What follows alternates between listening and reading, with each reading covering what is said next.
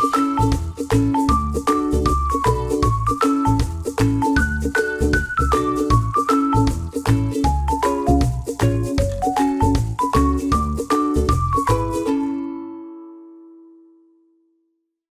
am so excited to introduce Katie Blue. Katie is a passionate transitional kindergarten teacher from Southern Illinois, St. Louis area, as she said.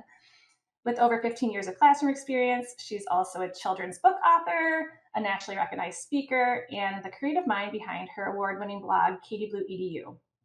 You'll find Katie brings, you're going to see this in here, incredible energy. We were just talking about this, and heart to everything she does, especially when it comes to helping young learners thrive through play and hands-on learning. As someone who's struggled in school herself, she brings deep empathy and understanding to her teaching, always focused on meeting students where they are. When she's not inspiring educators or creating magical classroom moments, she's exploring the outdoors with her 3 boys. So thank you for taking time away from that, and we're so lucky to have you here. So with that, take it away. Okay, so like she said, my name is Katie Blue. You may also know me as Katie Blue-Mense, or I was formerly Little Kinder Warriors. So long story short, there's been a lot of change in my life, and so I just rebranded, and Blue is actually my maiden name. But we'll go ahead and dive right in. So I taught for about 15 years in kindergarten, and now for the past couple of years, I have been teaching transitional kindergarten, which is so much fun, and I absolutely love it. So today, my presentation is called A Recipe for Dramatic Play, and I'm just going to talk about how to mix some fun, play, fine motor, writing, math, all the things, so that you have your perfect recipe for dramatic play. All right, so here we go. We'll go ahead and start with, what is dramatic play? So it's the kind of play where kids take on roles and act them out, okay, as a way of exploring themselves and their surroundings. By pretending to be someone or something else, kids can learn new ways to express themselves, share thoughts and ideas, and even get in touch with their feelings, which really that's like our whole goal as early childhood educators, right? So dramatic play is a very important start to a child development. So it's not just playing. It's essential to the developmental learning process. So when we think about the 5 stages of the developmental process, it's cognitive, social, emotional, speech and language, fine motor, and gross motor. And I am going to talk about how dramatic play kind of encompasses all of those things and why it's so important. It's a critical piece of early child development, and it should be encouraged, and children need lots of opportunities to engage in play. So, like I said, we're going to talk about all of the things about why it's important, and then we'll dig into the fun stuff. Okay, so it helps develop coping skills and self-regulation. So those very important social emotional skills. Young children are known for acting with impulse. Dramatic play is a great stepping stone for learning to self-regulate their emotions and actions. When kids assign and accept roles, they are motivated to stick to them, thinking of them as rules to follow. And later on, we'll kind of talk about how giving them specific roles is important, so that they can kind of delegate out the different jobs and roles and be able to problem solve and, assign jobs and kind of all work together. So this helps develop the ability to coordinate and plan with others, as well as control their impulses. So super important. It also encourages language development. So dramatic play teaches and encourages expressive language and the use of new vocabulary. And you'll see some videos later on that really touch on that. Dramatic play is often a very comfortable place for kids who are shy or withdrawn to participate in a group. And it serves as a safe place for kids to learn and practice social skills. It teaches problem-solving skills, which is huge. Every time I have a disagreement or a problem in the classroom, I'm always, how can you solve this problem? How did you try to solve this problem before you came to me? So this is one of my biggest goals. Okay, so disagreements will naturally arise during dramatic play, just as they arise naturally in every environment, even as grown-ups, right? And it offers kids a chance to work through their differences and arrange a compromise. It also encourages kids to consider alternate perspectives as they recognize various roles of people in their lives and in their communities. Okay, it helps develop fine and gross motor skills. Handling small props, buttoning, zipping, snapping your dress-up clothes, it all hones in on their fine motor skills. And then larger movements like you'll see in the picture, apple picking, skating on the ice, and pushing the shopping cart also help to improve those gross motor skills. And it supports math and literacy. We'll talk a lot about how to incorporate this all throughout your dramatic play area. So dramatic play provides the perfect play setting for kids to interact with functional math and print. Consider the kids who's playing server at the restaurant. He will interact with both print and numbers as he takes orders, fills them, and then rings up the total owed for the meal. So different roles, they're going to be doing lots of different things with math and literacy. And I'll give tons of examples of that. And then it encourages empathy. Pretend play is the way that kids learn to take different perspectives. Through dramatic play, children start to explore what it must be like to be another person. Even though pretend play starts quite simply, early experiences with pretending from strong roots of perspective taking from which more sophisticated cognitive empathy can grow. So those are all different reasons why dramatic play and play in general is so important for our young learners. So in other words, dramatic play is all-encompassing for our littles. Kids are able to express themselves, be creative, develop their imaginations, and try out new tools as they play. Dramatic play can be used to introduce new concepts and reinforce others. Also, reinforcing your themes, it's just a great way to bring all of that in. It's a great way to build cooperation and communication between kids while extending and building language arts, math, reading, writing, social skills, fine motor, and gross motor. So it covers everything. All right, so setting up your area. There's a lot of variables to take into consideration when you're setting up your dramatic play area. I last year moved from a smaller classroom to a bigger classroom. I am super lucky. It's not a ton bigger, but it's enough bigger that I definitely noticed that I have extra space. So a lot of the pictures that you'll see today are from my smaller classroom. So I have had the tiniest classroom to this. My current classroom now is the biggest classroom. So like I said, we all have different classrooms. All of our classes are different. All of our kids are different. So there's so many variables to take into consideration. So when creating your learning space, you'll want to assess how much space you have to dedicate to this area and where the best space to have it is. Okay, this is a very active, very busy, can get noisy area. So you probably want to put it in an area that's away from like your reading station or your listening station, anything that takes, a lot of concentration. You probably want to find a place away from there. The things that you'll need. Okay, so before you buy anything for your space, consider what you've already have or what you can make. Okay, using cardboard boxes or items that you already have or upscaling old furniture can be a great way to save a lot of money. So as you can see in these pictures, we actually did this, something similar to this last year.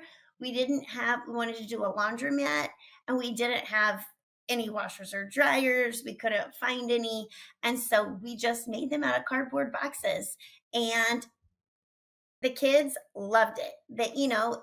Whether you have your fancy little tykes or whatever, it doesn't matter. The kids have just as much fun with a cardboard box as they do with the fancy furniture, right? So give them their jobs, give them their roles, explain everything to them, and use what you've got, and they'll have a blast with it. This is something that I have in my classroom, and I absolutely love it. And it was really super affordable to make. So all it is I got 4 crates from IKEA, 2 dowel rods that I got from like Lowe's or Home Depot, and then nuts, bolts. You'll need 2 eye screws for the top, which is where I hang my banner. And then you can put plywood across the top, but you don't have to. If you want a bigger workspace, for them, I did have a bigger workspace for them, but I decided I didn't need it, and I ended up getting rid of the plywood that was on top. But it is super easy to make, super affordable, and it's super cute. And it's a great way to be able to easily change out your banners and lemonade stand or laundromat or whatever. So I love this piece of furniture that I have in my room.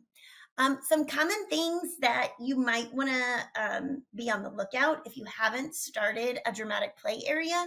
These are some things that you probably want to have. Definitely a cash register, some purses and wallets, and a table. I like to have cleaning supplies so that they can sweep things up, or different roles in the dramatic play area require cleaning. So I always like to have that in there. Just like bags that you can get at Dollar Tree, really any kind of bags. Recycle your shopping bags, right? Again, here are some pieces of furniture that many dramatic play areas have: a stove, a sink, a refrigerator. But again, you do not have to have anything fancy. Okay, use what you've got. Here is an example. Oh, it's not on this next slide. Let me go ahead real quick. Here's an example of an upscaled piece of furniture.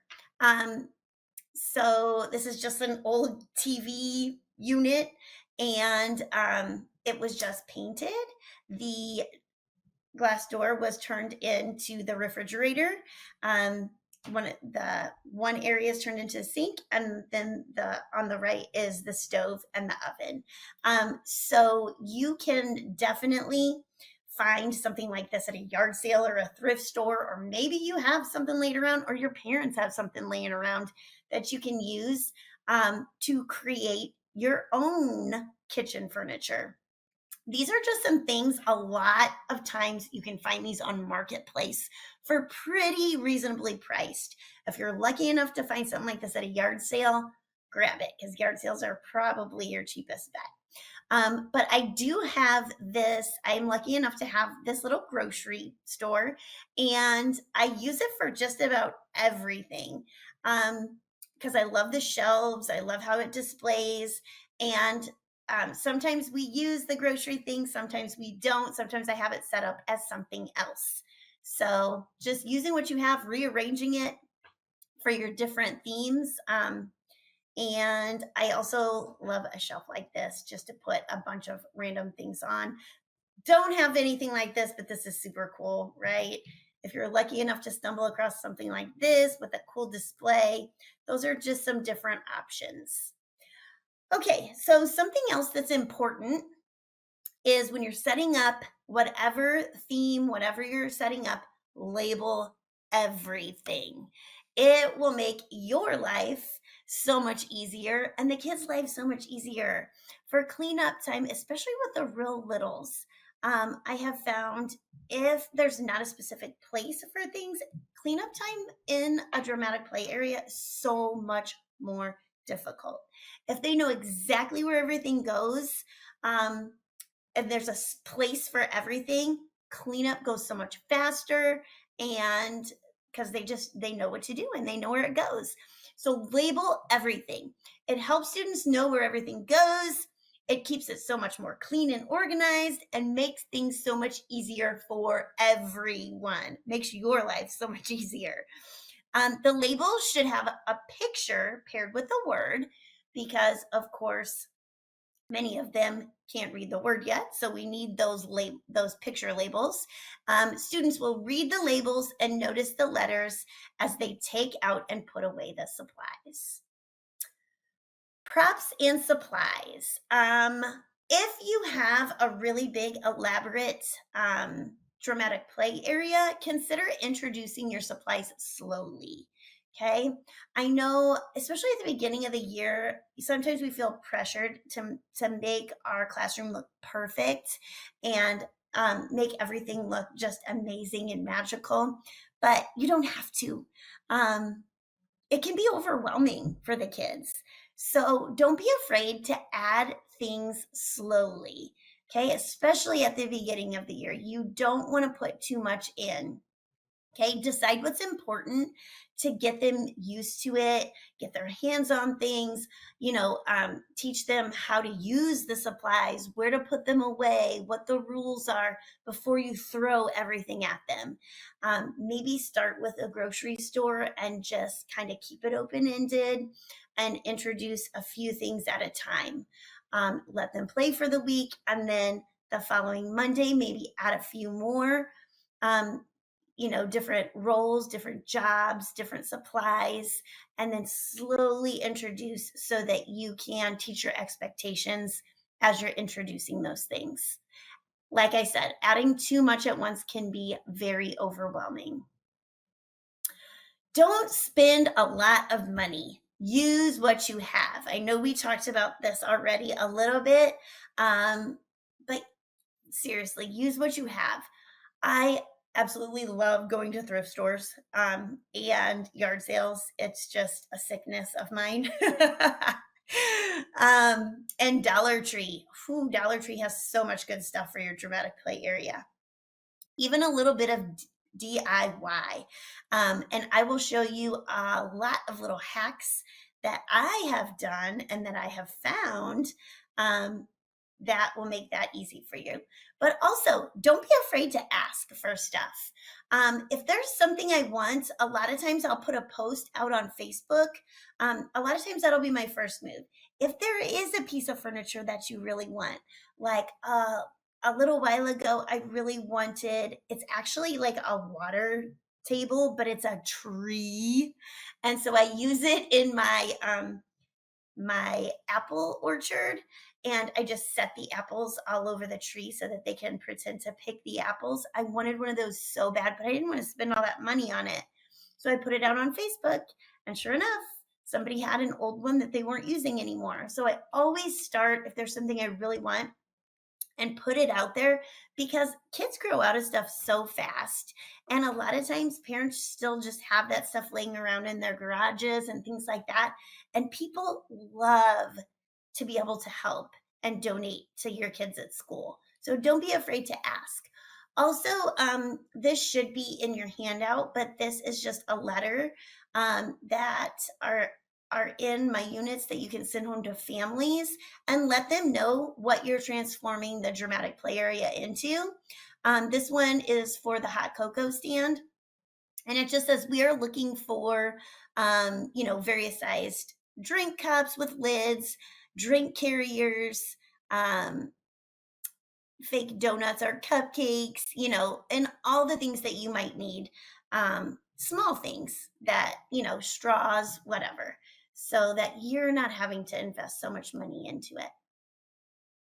And then these are just some ideas that instead of spending all the money, you can make things, or you can find them super cheap. So when I started my hot cocoa dramatic play area, I really wanted some cute donuts, but I looked on Etsy. They were super expensive. I didn't want to spend a fortune on like a Melissa and Doug or whatever. And so I was like, how can I make some donuts? And what I ended up doing, this is one of them right here. What I ended up doing is making them out of socks, you guys. So I do have a tutorial on my YouTube channel, and just search Katie Blue-Mense. Sorry, I know it's confusing. That was my name, and now I'm going by Katie Blue because that is my maiden name. So anyway, just put in like Katie Blue-Mense and sock donuts, and it doesn't take any sewing, you guys, because I am not about to sew, but this is literally like rolled up around Kleenexes, and they just make such sturdy, perfect little donuts. All it is Kleenex, socks, the icing is felt, and then hot glue. Easy peasy. There's also a picture of, those are just pool noodles that are cut. Okay, so you can do something as simple as that for your donuts. And then also, oh, I didn't bring one up, but the bottom is from Temu. They have dog toys that are donuts that are a nice little size, and they work perfectly. So those are just some different options. Look around, think, what can I use instead of going out and spending, because dramatic play stuff is expensive. Okay, so this one is just a super simple little hack.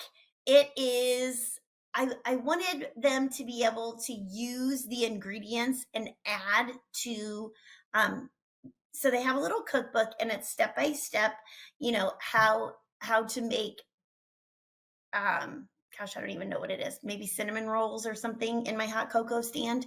And so I was like, what can I use for butter? This is a little video that shows you what I used with items from Dollar Tree to make dramatic play butter that they could use in their recipe. Okay, now go.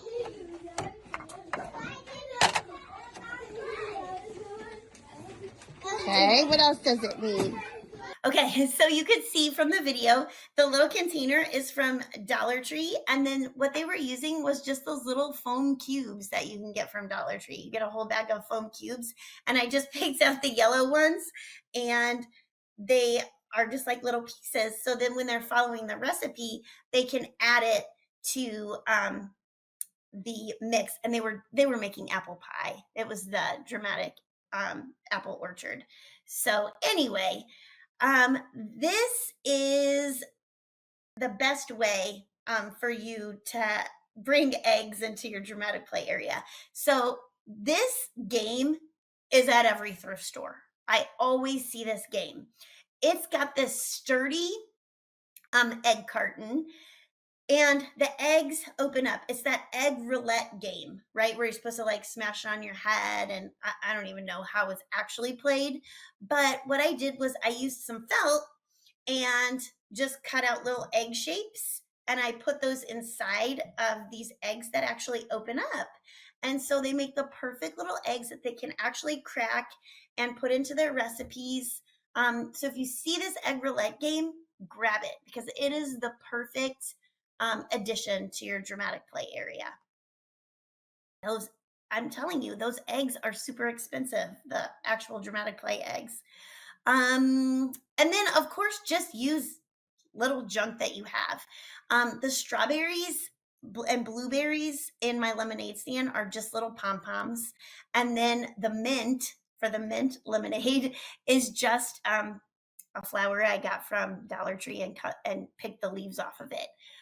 So super easy, super simple. And then again, using what you have. I wanted to make cupcakes that kind of matched the clip art that I used. And I just went down in my basement in my stash and found, those are actually snowballs. I just painted them brown, hot glued a little pom-pom on top. And then those little plastic cupcake containers are from Dollar Tree. And the tray is as well. So super cheap little props. These brownies are just sponges that I cut apart. But that way they're all different little pieces and they can scoop them up with the spatula. And then your dress up area. Okay, so make sure your dress up items are accessible and easy to put away. Most kids are successful with hanging items back up on hooks or placing them in bins. Be sure to hang a mirror near the space for kids to see themselves. Okay, making sure you have purses, wallets, and just little dress up clothes. Where do you find these? My favorite place for dress up clothes, if you did not know this, Goodwill saves every single possible costume item until Halloween. And then they put all of their stuff out at Halloween. And it is like a costume store in there. There's usually aisles and aisles of costumes. And you know how expensive costumes are. Okay. At Goodwill, you can find just about any costume and they're super cheap. And I'm telling you, there's just aisles of them. And so it's my favorite time to go to Goodwill is Halloween and stack up on all the little props, dress up clothes, and things like that. So now you know, Halloween, get yourself to Goodwill and stock up on dramatic play items. This just shows how you can embed math into your dramatic play area. Sometimes I find something in a thrift store and it just kind of sparks an idea. This was a little wooden recipe box that I found and I was like, oh, this is so cute. How can I use this? And so I made these little recipe cards and all it is it has numbers and how many of each ingredient they are going to put into their hot cocoa. It's a video.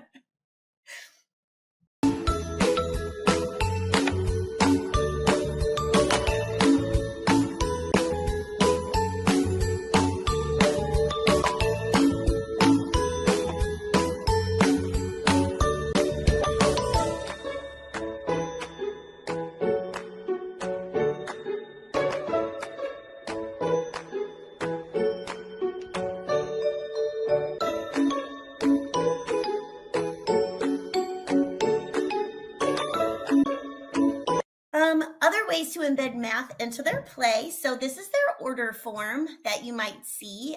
There's little prices next to it. And then they get to choose their ingredients. And then at the bottom, they choose a treat. So at the very bottom, there is a row of dollars. And that is just helping my littles add up their money. So you can see that this person chose a small hot cocoa and then a cake pop and a cinnamon roll.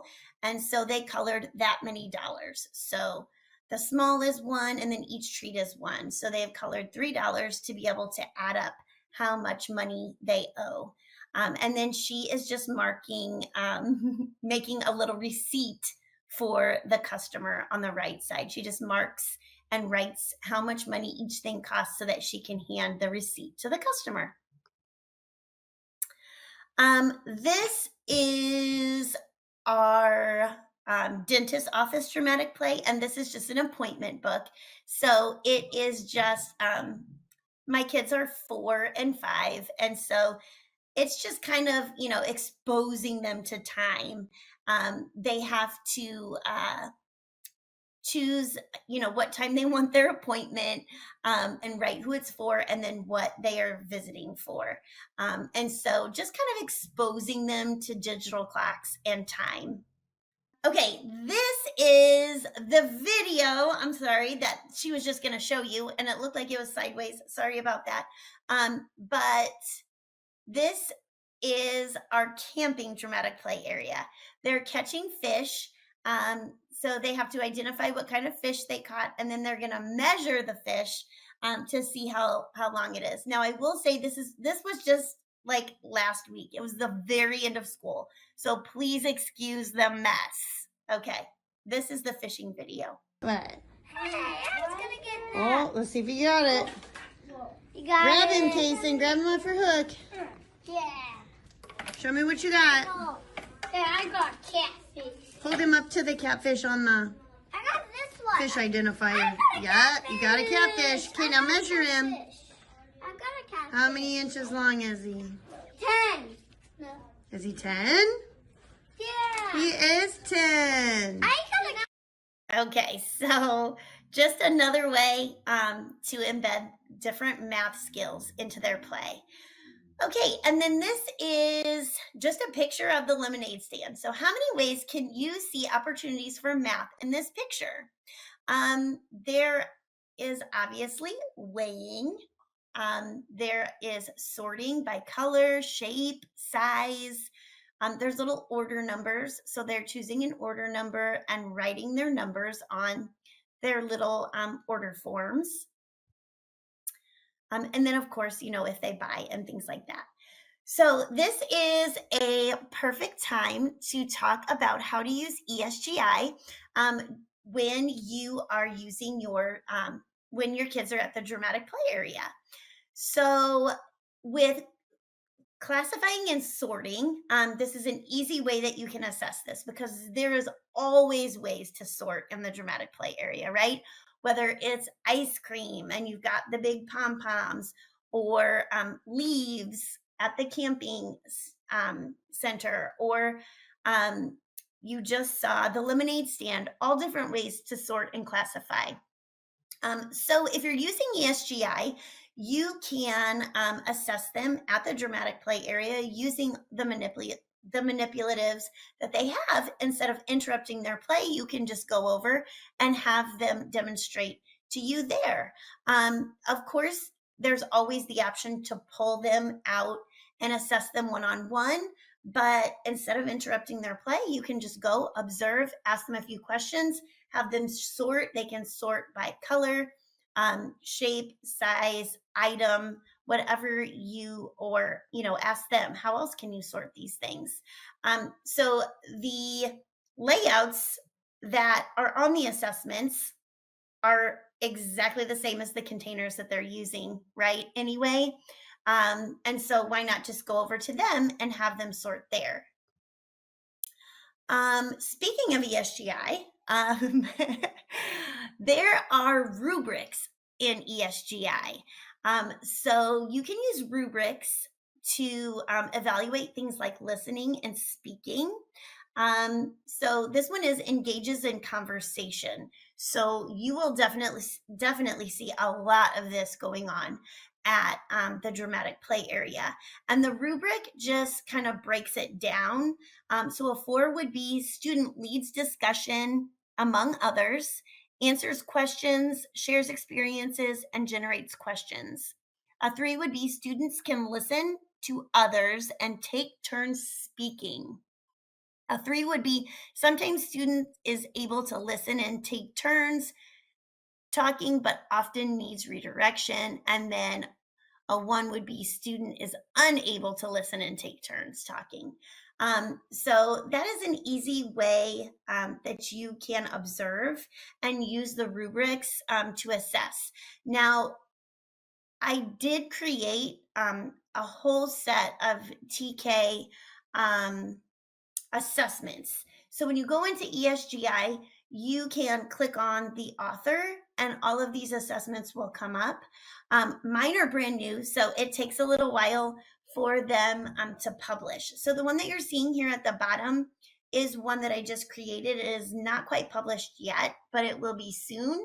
But there are definitely, I mean, there are thousands of assessments in ESGI for you to choose from. And so there will definitely be something in there if this one isn't published yet and you need it now, you would be able to find something similar-ish to that. There's also a video here that just has an example of their discussion in the dramatic play area. It's just so fun and so cute to see them learn how to communicate and talk to each other. I know how old you are.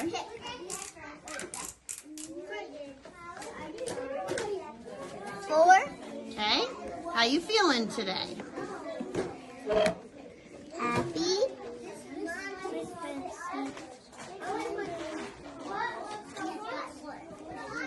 Okay, now we need to mark his habit. I land on a 1. Did you brush your teeth 2 times a day? Yes. Now I land on a 1. A 1. And Okay. do you drink soda? No soda. Do you eat gum? No, that's not good. Do you mouthwash? No. Do you brush your tongue? 4 ready, there's 4. Good job, Otto. So it's just so fun to hear how they learn how to communicate. She's like, do you brush your tongue? And he's, good job, Otto. It's so cute. I just love watching them and how they grow as the year goes on. So that was February because that's Dental Health Month. And then I just want to share just real quick, my favorite thing about ESGI is I am a mess, you guys. I have ADHD. Okay, which is probably why I am, kind of creative, and my best ideas come at the very last second because I'm a procrastinator. But I am not an organized person by nature. Okay, I am when I have to be, but when it comes to paperwork, keeping track of things, I am a mess. So I wish I could say that my papers, I'm opposite here, that my papers were all nice and neat and sorted and organized and filed, but no, let's be real. It's me. This is me. And so back in the day, I've used ESGI for so long, you guys. It's hard for me even to think back to that disaster. But, I would have all of these papers. I'd be assessing my kindergartners. And, I would draw literally just like this picture. I would draw out my colors and shapes, and I would test the kid. And then I would get to the next kid and I'd be like, oh, where's my colors and shapes? And then I have to draw them all out again. And just keeping track of all of that paperwork. And my favorite thing about ESGI is that you don't have to be organized. It keeps track of all of that for you. It is such a lifesaver. I cannot even tell you. So if you look at the slide below, it's so awesome. Like, you can click on history and it'll bring up a graph that shows where they started and their progress that they have made. You click on details and it shows you exactly what they know, exactly what they still need to work on. I am that person. I should say the middle picture is me assessing a kid on ESGI. And during centers, when they're actively engaged in centers and dramatic play, that's also just a great time for you to be able to pull them over and assess one-on-one. It's my favorite time to assess because they're all actively engaged and I just pull them over one by one. But I am that person that you'll get a knock on the door and it's somebody saying, oh, I'm here to watch your class while you go to this IEP meeting. And you're like, I totally forgot about this IEP meeting. Like, that's me, panic, right? And so literally you just go over to your computer. When they say click, click, done, that's literally what you do. I would just click on the student, click, reports, and print. And I would print it out to the copy machine, go grab it. And I have graphs, I have progress, I have exactly what they know, exactly what they still need to work on. And I'm taking that to my IEP meeting, even though I had forgotten about it, wasn't quite prepared. All of that information is right in my hands and I look like a rock star. And I didn't have to keep track of any of it. I mean, I had to assess and progress monitor, but I didn't have to know where it is. So it has been a huge lifesaver for me. So that is my favorite part of ESGI.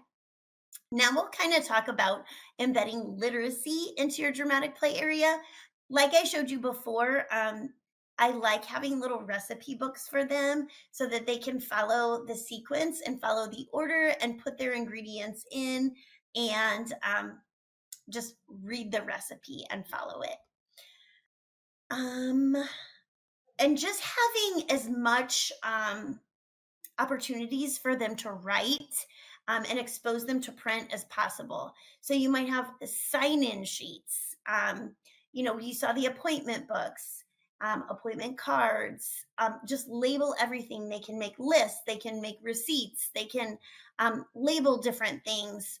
Just giving them so many different choices and opportunities to write and explore the print. And like I said, labeling everything not only helps keep everything organized and put back where it goes, but it also is exposing them to so many skills. They're starting to notice those beginning sounds. They're starting to notice those digraphs when they see print all around them and they're reading it and, they're playing with it. And so they're interested in it now. This is just a little appointment card that they're filling out. And then same thing, just, filling out the questionnaire like you saw earlier. In the background of this one is a sequence of events. So step by step, it's showing them, this one is how to brush teeth. But I always like to have a how-to for them to read and follow in the dramatic play area. So this one's just how to brush your teeth.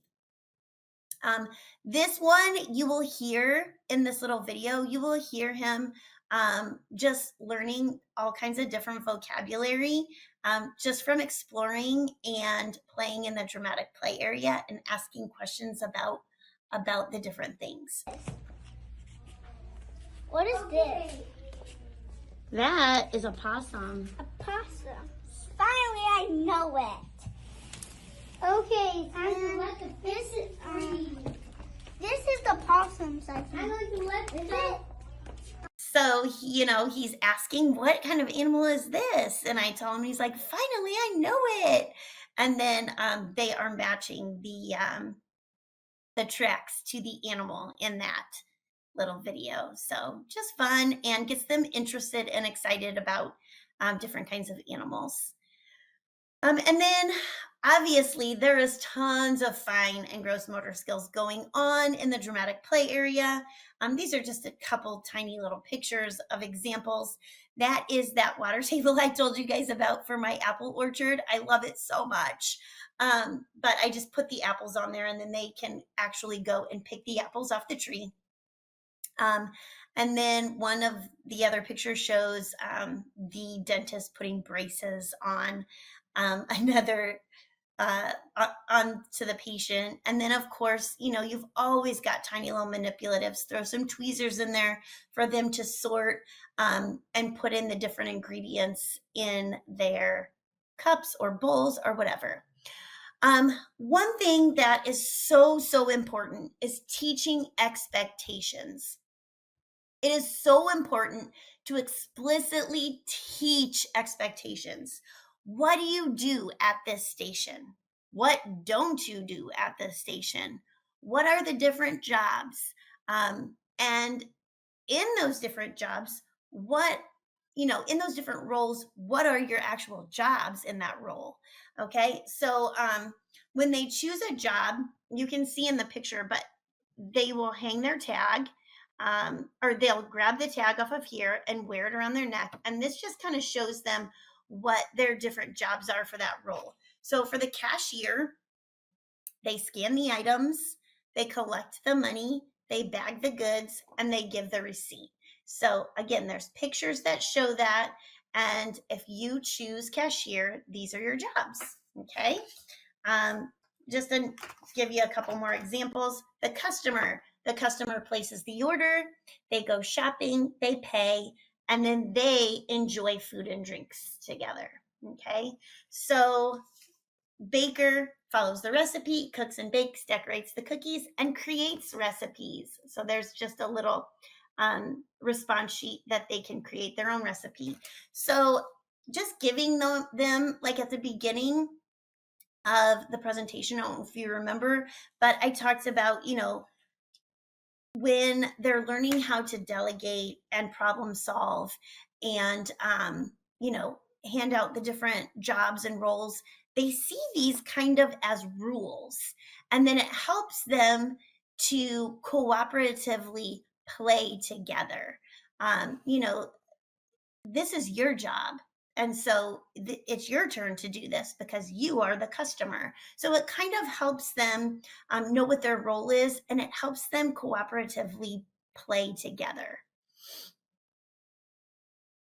And then these are all in your handouts. This would be like a starter kit for your dramatic play area. I just so strongly think that this is the most important part, is for you to teach the expectations so that when they go, they can, work independently, know what their expectations are, know what their jobs are, know what they're supposed to do. And it helps them be able to work together and play together and make a better learning environment. So expectation number 1, do make sure there are only 4 people in the station. That is my rule. You can choose however many you want. Do not go if there are already 4 people in the station. And I'll show you how I manage that. Do use the props and supplies correctly. This is the biggest one, especially at the beginning of the year. Okay, do not throw or dump things on the floor. At the beginning of the year, sometimes you'll go and there's just stuff everywhere. Why are there marshmallows all over the floor? Okay, what are the marshmallows for? Let's look and see. What do you use those for? Okay, because we've already given you all the expectations. It says it right here. This is what you do with that. Okay, so that's so important. Do be respectful of our things. Do not break, rip, or bend them. Also, one thing I've learned that I must tell them is don't put things where they don't fit. Do not try to squeeze a lemon into a tiny jar. Things like that. They always want to try to squeeze things where they don't fit. And so that's a big one when you're talking about being respectful of our things. Do share and take turns. Do not be unkind, obviously. That's an easy one, should be. Do work and play together. Do not exclude anyone. So when issues come up and these kind of things happen, you have these posted. Let's go look at the expectations. What did you do? What are you supposed to do? How can we solve this problem? How can we make it better? Okay, it's all right here for you. Do keep the props and supplies in the play area. It's so fun for them, to want to serve me and come over and bring me all the things, but that's how things get misplaced and lost and broken. And so if I have this expectation from the very beginning, then their feelings aren't hurt when they try to come and serve me and things like that. Okay, you guys are working together, you're playing together. Please do not carry these items around the room. They must stay in the dramatic play area. Do pick up and return things to their labeled place. Do not leave a mess behind. So those are my expectations. We constantly reinforce those, and I have them posted so that we can reference them if something happens. So how do you find time to fit this in? I have all the dramatic play stuff. I have all, an area for it. Now, when do I do it? So this is one of our can-do centers. This means that it is a choice for students to go to when they finish their have-to center. Okay, so this would be a can-do center in my room. So here is how I manage this. You can manage it however you want. Again, there's a million variables to consider in a classroom. This is what works for me. So when a child is finished with their center, they can pick a can-do center. This is how I organize mine. So they're labeled 1 through 6, and it shows the picture next to the number of what it is. So they have a tag, and on the back of the tag, they have those numbers 1 through 6, okay? So their picture's on the front, their picture, and then on the back, we call it their menu. So let's say the dramatic play area is choice number 1. Then they cross off choice number 1, and they hang it on the hook under that spot on the management center, on the management display. Okay, so I can see their pictures facing that way. They hung it on the hook. I can see that that person is in dramatic play. There's 4 hooks underneath. So when those 4 hooks have tags on them, that center is full. Also, if you've marked off number 1 this week, you can't choose the dramatic play area again for the rest of the week.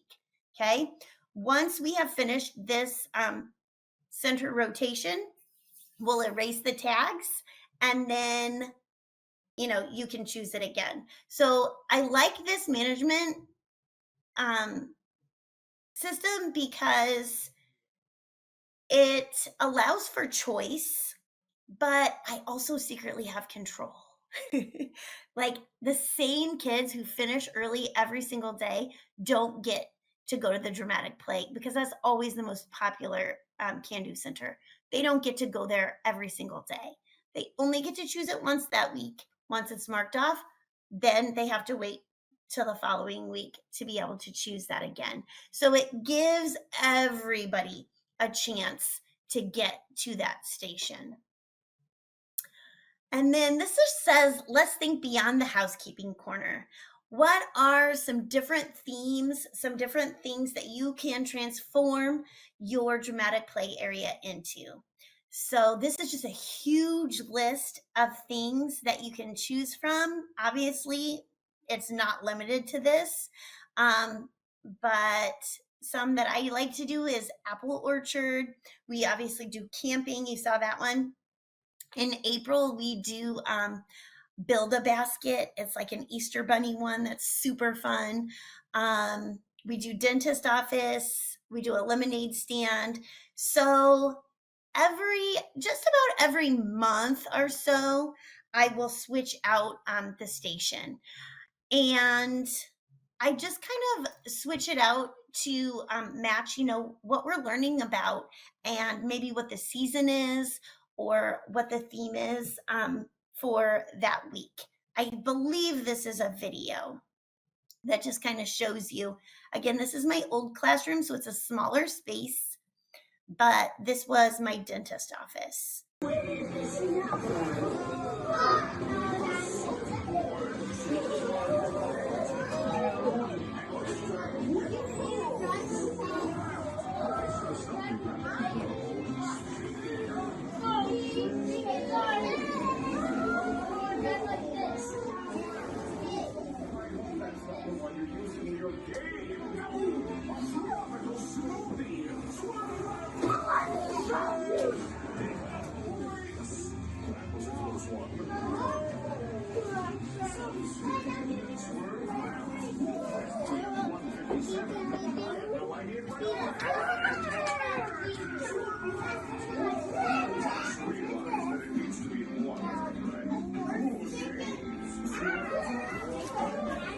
So that's just one example of a setup.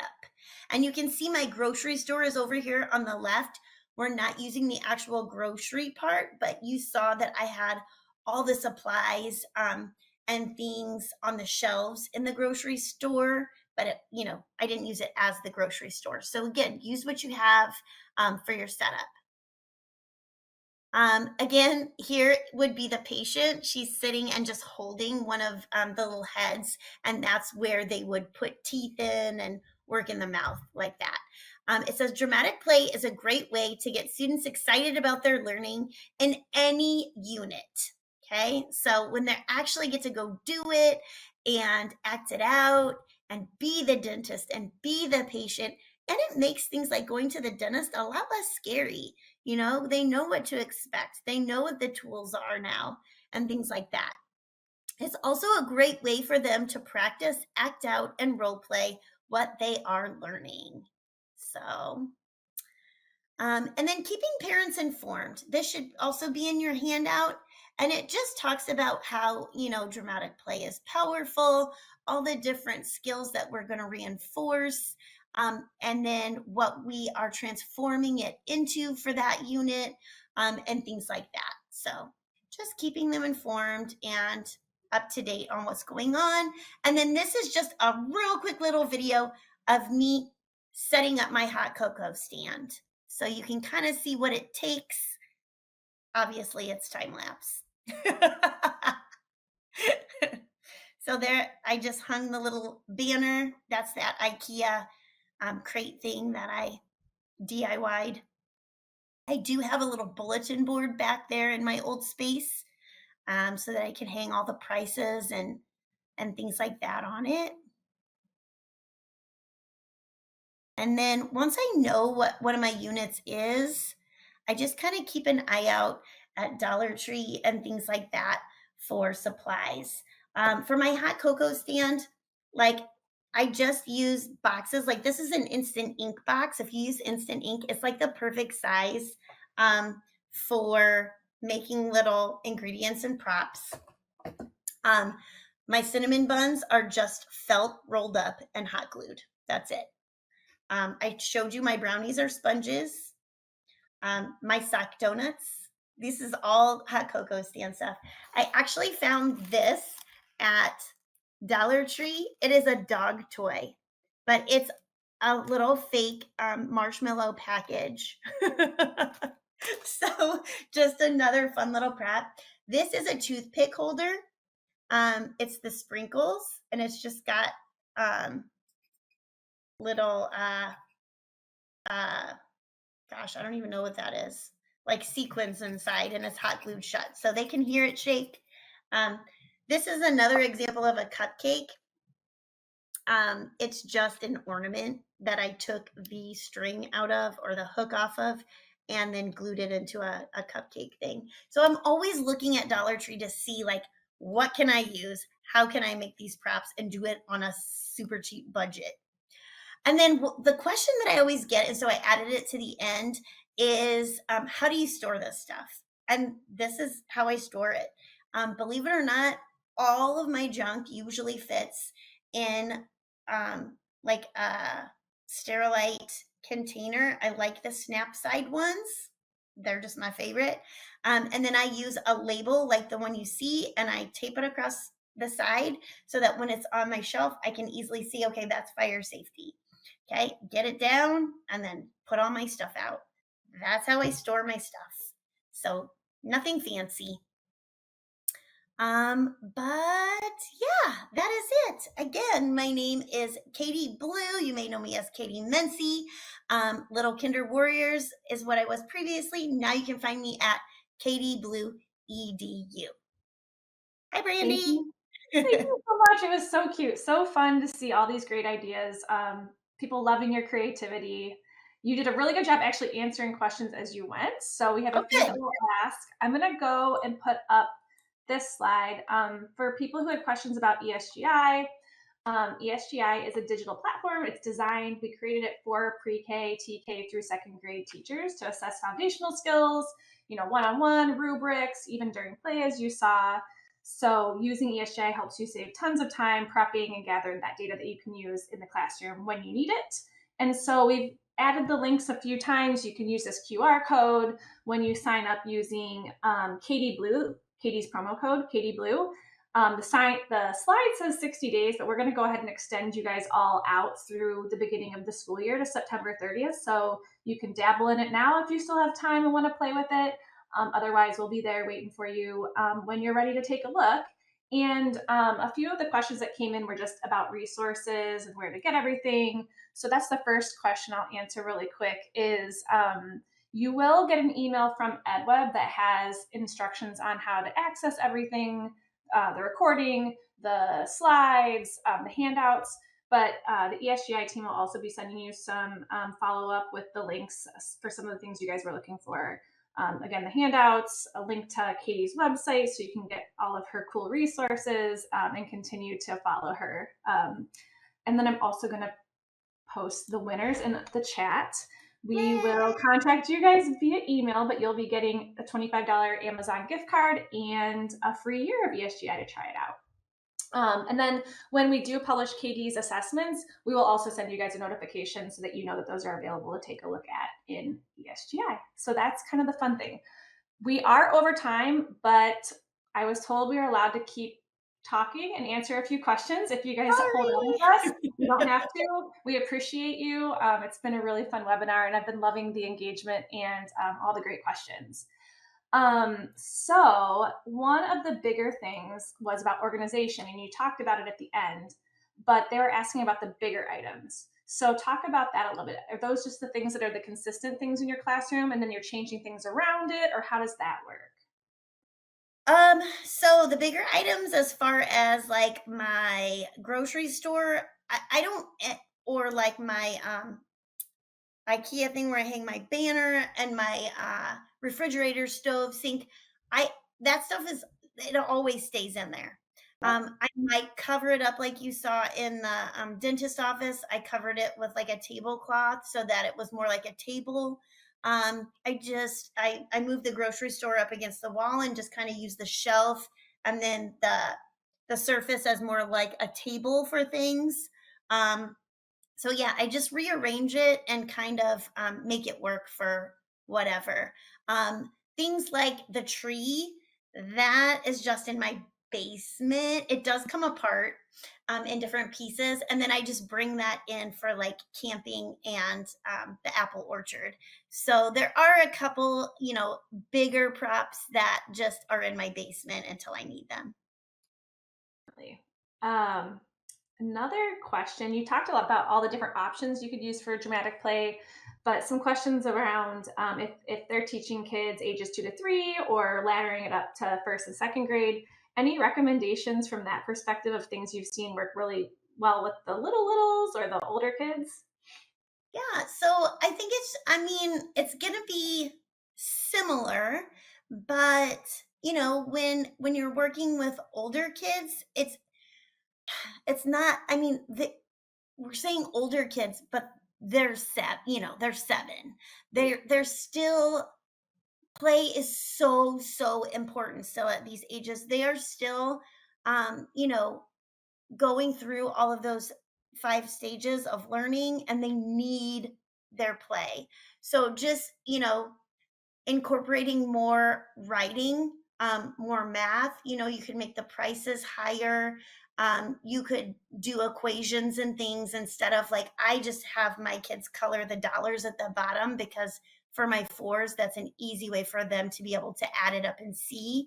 But just kind of differentiating that kind of stuff. Like my kids would draw pictures and to do the 4-step recipes, whereas a first grader could actually write out the recipes and have more of like simple reading cookbooks that they could actually read and be able to follow.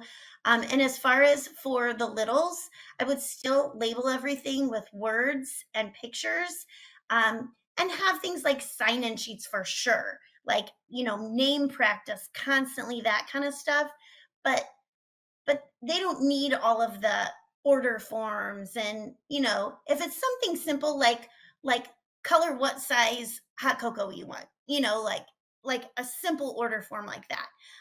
You wouldn't have to add up the prices or anything like that, but just letting them, fill it out, color it, select what they want, just kind of differentiating it that way, make it, a little bit harder and follow your standards and a little bit more simple and like that. The skill progression, like either work up or down, depending. Yeah, that makes a lot of sense. A lot of the other questions you answered. Seeing if there's any others that are just in the chat here that makes sense. There's so much going on in the chat. It was awesome. Let's see. Lots of kudos and thanks. I think we're good for now. We'll be following up with some additional resources, like we said, in email and some blog posts with some additional content and ideas that might continue to answer some questions or give you guys more inspiration. But thank you so much, everybody, for spending your afternoon with us, maybe your last day of school. Your first day of summer vacation. We really appreciate you, and we're proud to sponsor and work with EdWeb on these webinars. We all hope you have a great day. Yep. Thanks, guys.